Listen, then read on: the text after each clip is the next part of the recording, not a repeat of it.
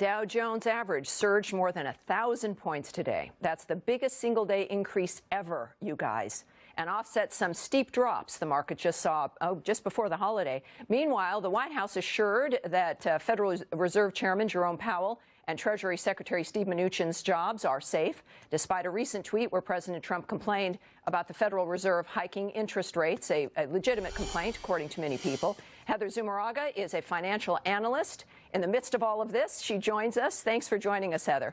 Hi, Tammy.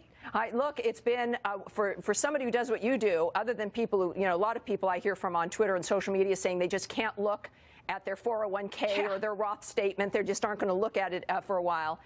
This really has got to be exciting in a certain sense of getting a sense of what this really means. What's your take on this kind of volatility and why it's happening right now?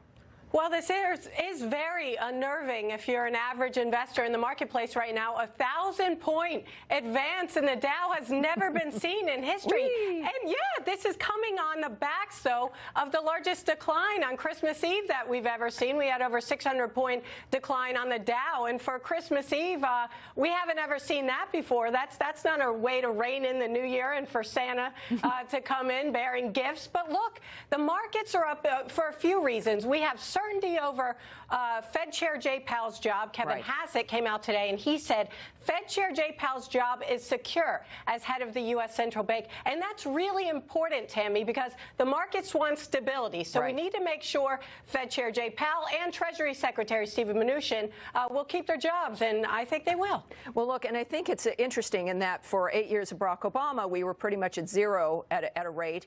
It was almost like keeping the economy on life support in a sense. There was no real action.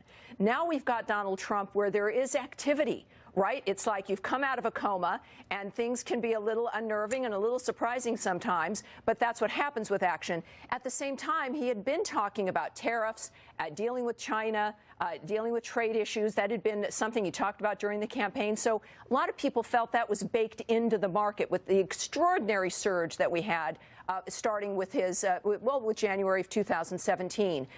In fact, this can happen, or at least can withstand some volatility because of the strength that the market is in. The fundamentals are strong, right? We've seen this incredible retail surge with purchasing over the holiday. Wouldn't you say that, in fact, this is just kind of a sign of activity and well, the nation coming back to life economically?